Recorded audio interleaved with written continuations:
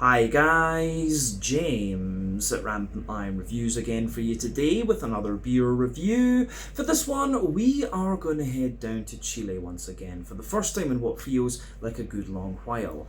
Now, we're going to go to another brewery that I've never tried anything from before. These guys, from what I understand, are quite a well-established brewery these days, but they've built up a very good reputation for themselves over the years, and they are pretty experimental too, but definitely best known for their different kinds of IPAs.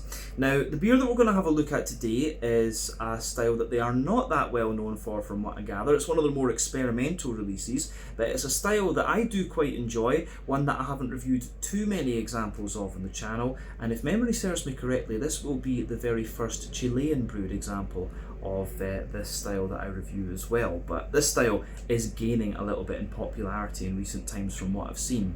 So quite a few points of interest when it comes to this particular beer, I have to say. So needless to say, I'm very curious to see what this beer is going to have in store for us. Hopefully it's another good beer. Hopefully it makes for an interesting review, and as always, I hope that you guys watching enjoy my take on this one as well. So yeah, for this review then, we are going to head to South America, like I said. We're going to go to Chile and the capital city, Santiago, and that means that we're going to have a look at my first beer from Cerveza Jester. I would have thought it would have been pronounced Cerveza Jester, but apparently they like the English pronunciations. But yeah, this particular beer, as you can see, is called Saison.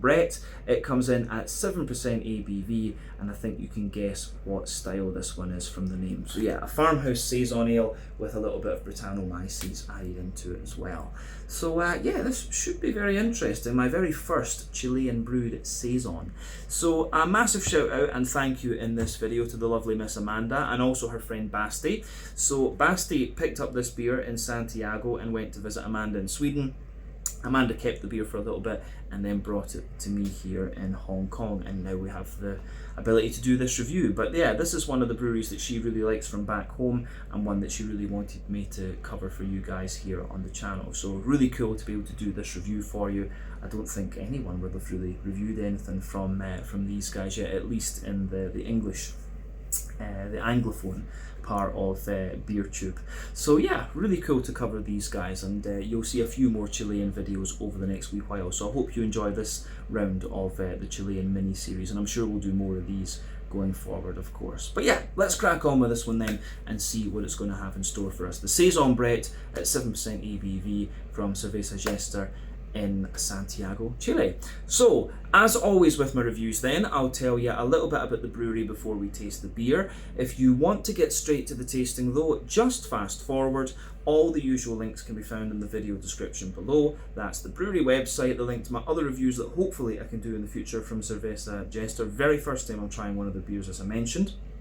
But there's all the usual social media down there. If you want to see more reviews, do please consider subscribing to the channel. The support that you give is massively appreciated.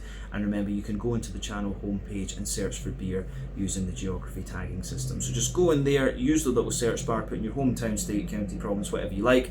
If I've reviewed beers from the area that you search for, they will pop up. Failing that though, you can check out the playlist of beers from different countries. You'll find this one in the Chilean playlist, which is being added to whenever I get the opportunity. Basically, whenever Amanda can get me some Chilean beer, which is always nice to have. But do make sure you check out the playlist of beers from other countries as well, because there are some very interesting things on the channel these days. But yeah, let's go on to my brewery notes then, and I'll tell you a wee bit about Cerveza Jester for the very first time. So, like I mentioned to you earlier, Cerveza Jester are based in Santiago in Chile, and the company was founded back in 2013, and there are 3 men behind the company. So after moving to Chile from England, Rafe Hutchings missed the variety of beer styles that he used to enjoy back home, and this longing led him and a group of friends to explore how they could import these beer styles that were unavailable locally.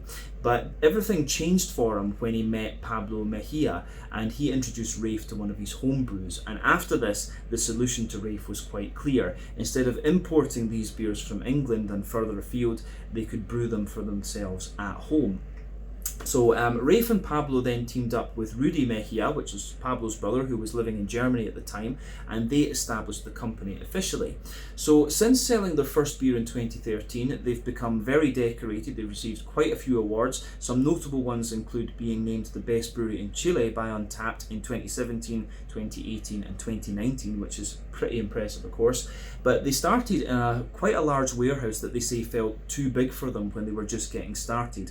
But over the years, of course, they've expanded into this, and they managed to persuade Rudy to move back to Chile from Germany to join them. So yeah, things have been going pretty well for them. But the brewery has their slogan, which is "Our Own Rules," and this is apparently a reference to the fact that the brewery is committed to quality and their beers are developed using their own tastes. They're basically brewing beers that they want to drink themselves. But they decided early on that sustainability was going to be one of the main focuses for them as well. They reflect this in the brewing process, and also the fact that they started off selling their beers in cans, and I think they were one of the first Chilean breweries to do this, quite likely. But yeah, like I said, over the years these guys have become very, very well respected. From what Amanda tells me, they're best known for their different kinds of IPAs. But they have done quite a few experimental releases too. And at the time of filming, which is November 2024, these guys have produced a little bit over 50 different kinds of beer, according to Untappd, and that number will no doubt continue to increase as time goes on. But yeah, that is everything I can really tell you about Cerveza Jester for the moment. If you want to learn more about these guys, you can check out the brewery website. You can follow them on Facebook and Instagram to keep up to date with all the latest goings on, and you can check out the Rate Beer, Untappd and Beer Advocate pages to learn a wee bit more about all the different beers that these guys have done. So yeah, I can breathe again. It feels a little bit humid at the moment, so struggling for my breath, I have to say. But yeah, I'll let you have a little look at the artwork on the can then before we open this one up. So as you can see, it's fabulous in pink, which is quite nice. You can see there is the Cerveza Jester symbol on the side of the can there, and you can see it's got a little bit of Spanish on it as well, which I am of course learning at the moment. But yeah, plain silver top on the can. This one is 473 milliliters, which is 1 American pint, of course. One thing I've noticed that's quite interesting when you look at the Chilean beers, instead of just saying ABV or percentage, they actually use this GL thing, which is kind of interesting. But yeah, don't think there's anything else really to say about the other stuff on the beer, but you can see that it has that farm on the front of it there, which looks very nice. So I'll just bring that up and let you have a little look at that. So apparently this beer has a 3-stage fermentation, if you like. So it's got its regular fermentation in the tank, then they add Brettanomyces into it for the secondary fermentation, and there's also a wee bit of extra fermentation going on here in the can as well. And apparently this is part of the design for this beer to be as close to the Belgian Saisons as it could possibly be. So yeah, remember the Saison is a style developed in Belgium. It's basically the Belgian farmhouse ale. In France you do have the Bière de Gare as well, which is a little bit different. I think it tends to be a little bit more malty and sort of caramelly and things like that in France, but yeah, quite a similar beer style as well. Bière de Gare is beer of the farm essentially. But yeah, I don't think there's anything else we really need to say about the style. This one, like I said, a 7% Saison with Brettanomyces in it, our very first beer from Cerveza Jester in Santiago, Chile. So let's get this guy out into the glass and see what it's all about. So the can is pretty solid actually, I have to say that. I'm just a bit wary of this one because Saisons can misbehave a little bit, but it's okay. Got a little bit of bubble out of this one, but it didn't get too excited. Got some on my hands, but none on the floor. So let's just get this guy out into the glass and see how we go. But we're going to have to be quite careful with the pour here, because look at that. That is something you need to be very, very careful of when it comes to these farmhousey Saison beers. And of course, because it's a Saison, we do want to see if there's sediment and things. You can see that there as I pour the last of this.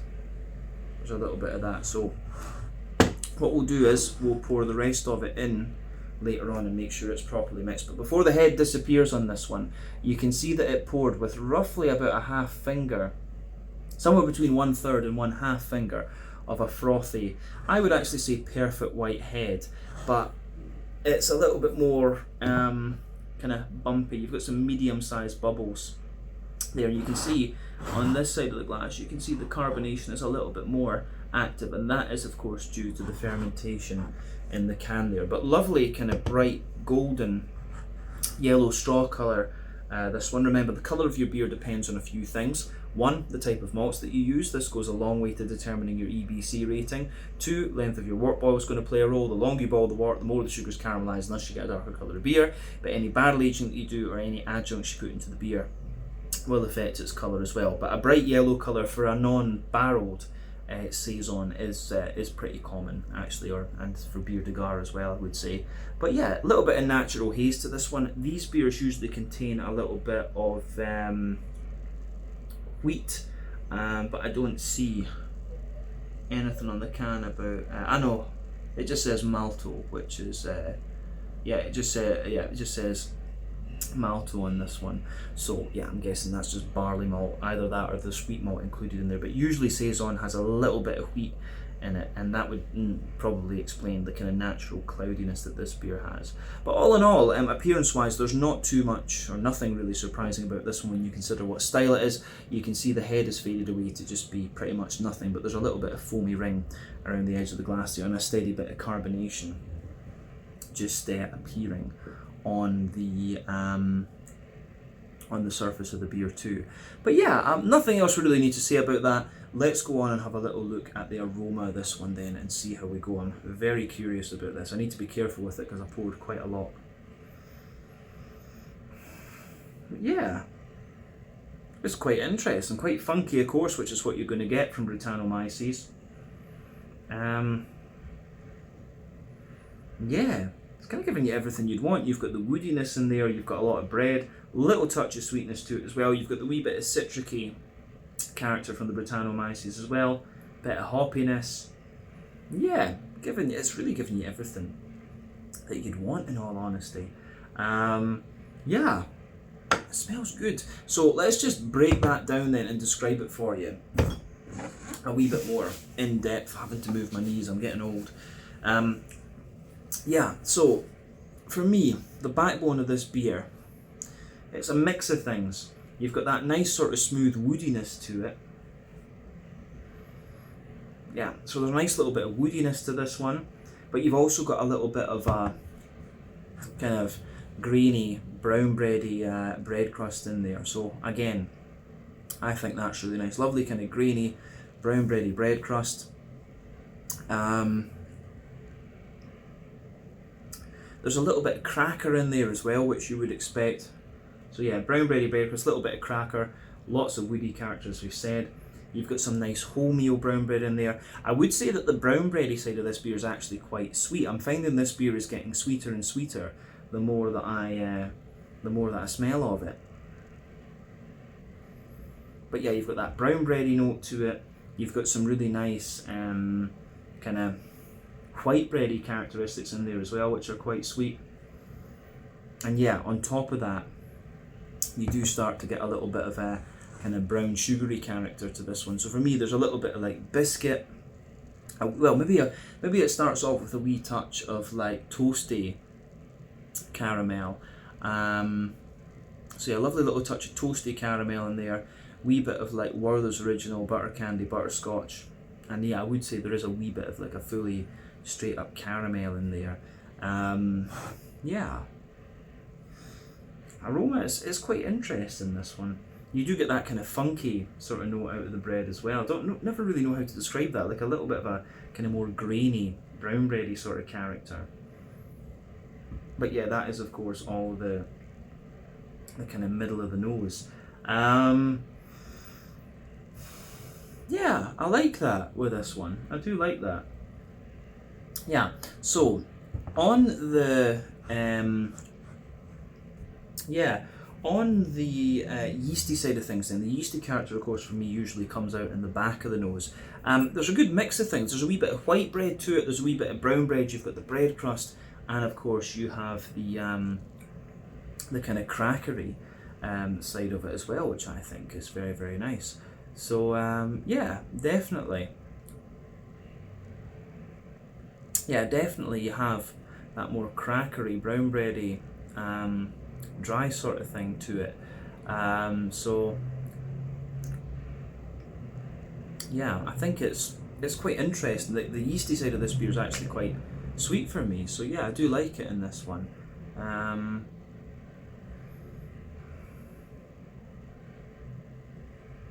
And the more you smell of it, the more you get these biscuity and sweet things. So yeah, a lot of brown bread and a lot of white bread in the yeasty side of things. I think we're going to get more dryness out of it in the flavour, in all honesty. But yeah, I don't think there's anything more we can really say about the malty and yeasty side of things. You're getting kind of what you'd expect.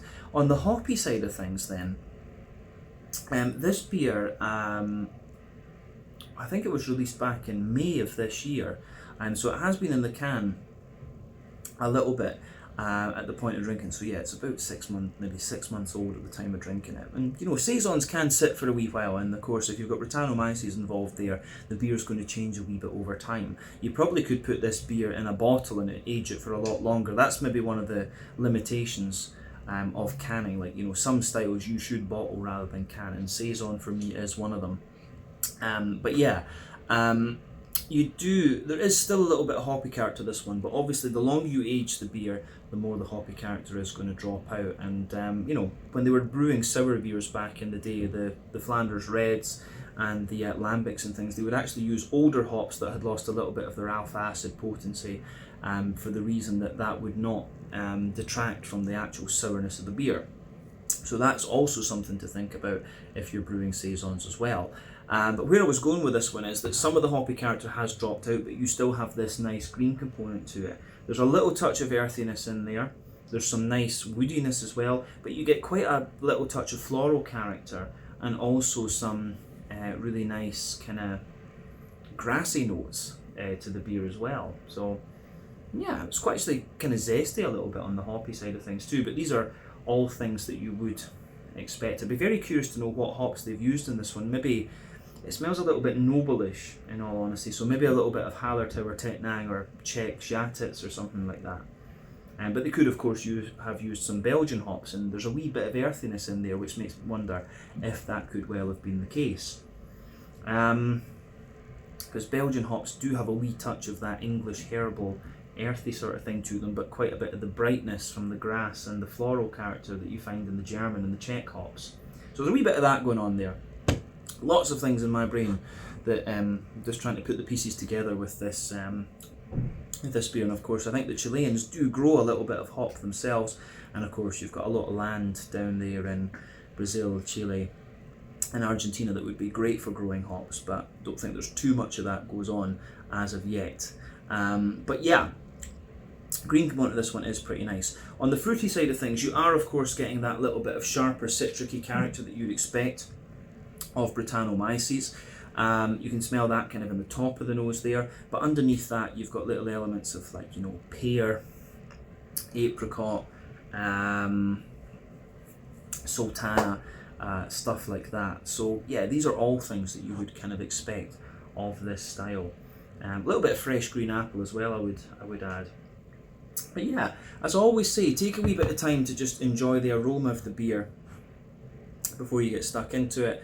But I think it's about time that we have a taste of this one then and see what it's all about. So I'm going to put the last little bit of this in here so we get the full flavour, and it's pretty much full to the brim at this point. But yeah, you do want to do that with the saisons and make sure you get all the sediment, because that's part of the goodness with these beers.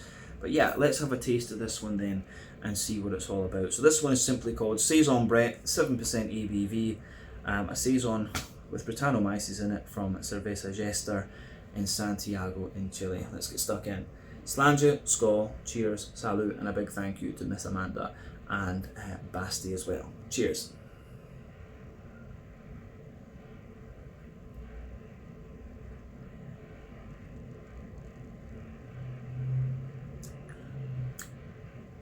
Ooh.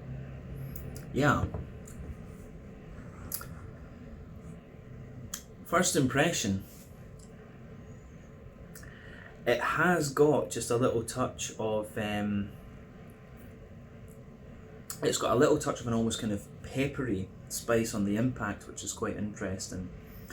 but it gives you that sort of woody, bread crusty, crackery dryness that you want from the style, and all these things tend to come from the Brettanomyces. But that's a really solid Saison actually.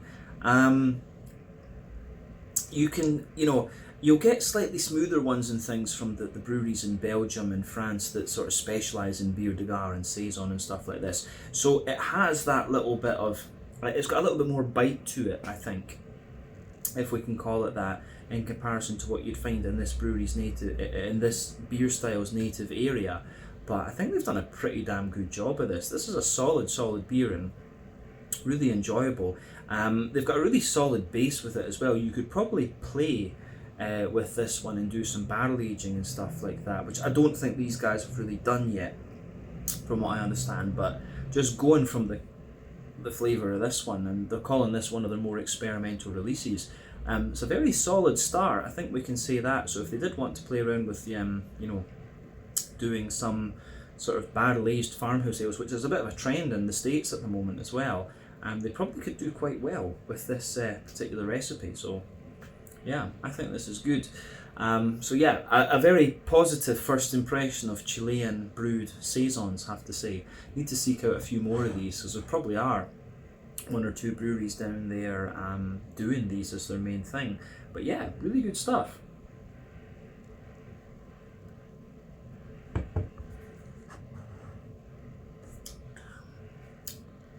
Yeah, so it actually feels as well, this beer, I will say it does feel a little bit boozier than it is. I've had Saisons at like 9% and things, which hide the alcohol very well. This one, you can feel a little bit down here. It does have a wee bit of alcohol warmth to it. And it feels very clean too. I guess it's probably the quality of the Chilean water and things. You can kind of feel that it has this very clean mouthfeel to it in a sense. So yeah, but let's do as we always do and just break the flavour of the beer down and describe it a wee bit more in depth for you. So we'll start on the middle third of the palate then. The backbone of the beer is that lovely kind of brown bread crusty character. As you move further forward on your palate, you get a little bit of like woodiness underneath. So there's that little touch of woody character in there. And that lingers into the aftertaste, I have to say.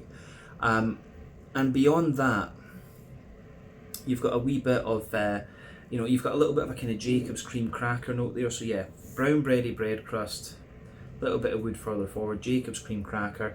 Then you get that kind of almost oily, wholemeal, brown bready character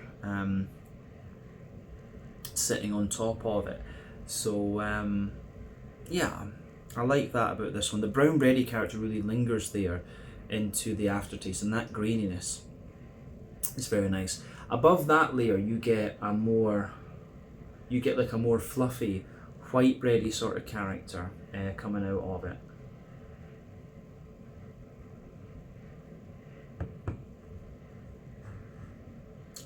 So yeah, there's a more kind of like fluffy, white bready sort of character coming out of this one, which is really nice actually. And that's got a wee bit of dryness to it as well. I will say this one, it had the dryness in this one and the smoothness that it has as well builds up into the aftertaste. So maybe that sort of almost peppery bite that I thought this beer had kind of disappears a little bit later on. But yeah, the white bready character in this is really nice too. In the centre of your palate, you can feel there's a little circle there, and it's got a little bit of an almost kind of biscuity note in the base, but then a more it has got a little bit more of like a Werther's Original butter candy, butterscotchy type note to it as well. So yeah, really enjoyable stuff in that regard too, I would say. But yeah, the sweetness, you do get a wee bit more of the sweetness into the aftertaste too, and you almost get a wee touch of a toasty brown sugary note out of it. But I think we've covered the most complex part of the beer actually, and that is the middle third of your palate. So let's go to the back third of your palate then. As I've often said, the back third of your palate will give you very similar flavours to the middle third of your palate, but just at different intensities, of course. So border region between middle and back third of your palate, you get that little bit of bready build up in there, the brown bread in the base, the white bread on top, and then a wee bit more of a kind of bread crusty character at the very top of that. Sorry, getting a little bit of gas out of this one. Obviously the can was quite hard, so that's affecting me here. But yeah, the backbone of the back third of your palate there, you've got that brown bready bread crust, which is a little bit drier, of course. You've got the Jacob's cream cracker above that, and those obviously feel a little bit drier. But then yeah, you've got the brown bready layer, which was a little bit lighter, taller and more airy and a wee bit more dry. But then yeah, above that you've got the white bready layer too, which was a little bit lighter, taller, more airy and a wee bit drier. And then you can feel some of the kind of toasty elements of the brown sugar just creeping over the top of that, which is quite nice. So yeah, I like that about this one.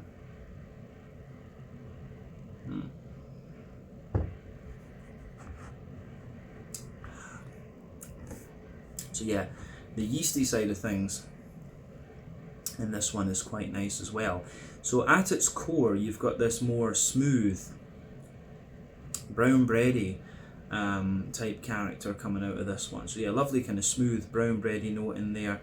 Kind of sweet actually at its core, but then yeah, around the edge of that you've got a more fluffy brown bready note, and then yeah, a wee bit of that bread crusty character on the very edge. So yeah, the yeasty side of this beer really is more kind of brown bready, but I think we picked that up in the aroma already actually.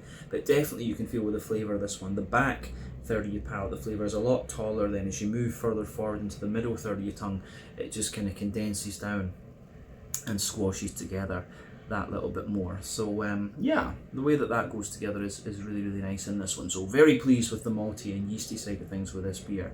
The hoppy side of this one, it's kind of giving you what you'd expect. You can feel the hoppy character has dropped out of this a wee bit, but I do wonder if it's Belgian hops that they've used in this one, because if you go to the back corners of your palate, there's a little bit of earthiness in there, and it's quite smooth. As you move further forward, it stays quite smooth. There's that little bit of woody character in there as well, which is nice. And then yeah, as you push further forward from that, you can feel it gradually becomes a little bit more sort of floral and things, and then round the front curve of your palate, it's a little bit lighter and more grassy, I would say. So yeah, I like that about this one for sure.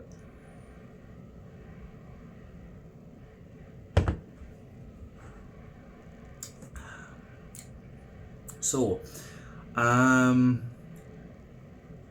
yeah, for me, I don't know if there's anything else really to say about the green component of this one, but I think we can go to the front third of your palate then and the fruity side of things just to kind of round off. So the border region between front third and middle third of your palate, you get that nice little bit of bready build up in there. You've got the brown bread in the base, the white bread on top, and then a wee bit of that kind of crusty sort of thing there. But yeah, the base of that front third of your palate, again, it's the brown bready bread crust. You've got the cracker and the sort of woody layer in there. Then yeah, brown bready notes and a smoother white bread on top of that. Then you get that little touch of that little oily bubble where the fruity, juicy esters roll their way out of the beer. So yeah, obviously you're getting a little bit of this citricy note from the Brettanomyces, but the Brettanomyces is giving you a lot of these kind of crackery and sort of woody flavours out of the beer. Maybe you've got a little element of a kind of leathery character to this one too that comes out into the aftertaste. But yeah, your fruity side of things in this one then.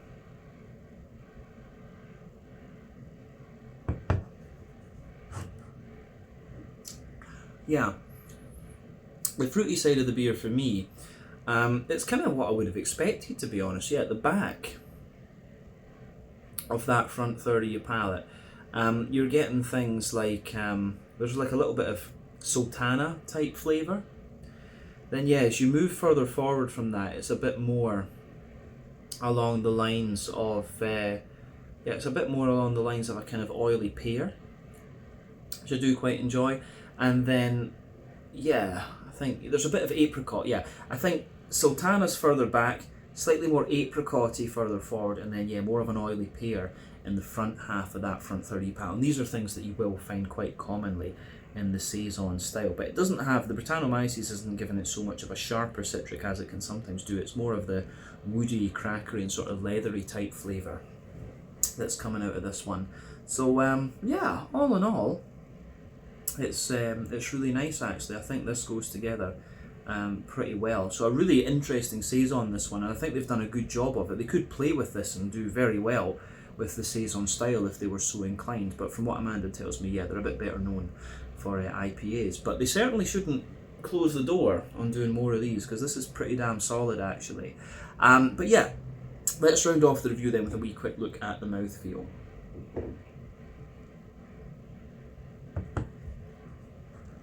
So yeah, for me, the mouthfeel of this one, I'd say it's pushing top end to mid-bodied. Carbonation does have a wee bit of a prickle of it, but you could see the can was pretty solid. It's been in the can about 6 months, and of course this kind of style of beer ferments in the can a bit more, so the carbonation has quite a bit of prickle to it in this one. But overall the mouthfeel is quite smooth, a bit drier into the aftertaste like we've said. The IBU on this one I think is probably quite low, but you do have a fair bit of dryness to it. It's probably about 20-ish IBUs at most, but the malt bitters, as we say, you've got that nice little bit of dryness underneath, the smoothness in the middle, the drier sweetness on top, and then yeah, you've got that little touch of oily fruitiness at the front of your palate as well, and the yeasty character in there is giving you a wee bit of sweetness and dryness as well. But yeah, really nicely done beer. This one, a very good first impression of Cerveza Jester, I have to say, and a very good impression of Chilean Saisons, if this beer is anything to go by. So yeah, I think we can leave it at that for this one. Very, very happy with this beer, in fact. So yeah, let's leave it there.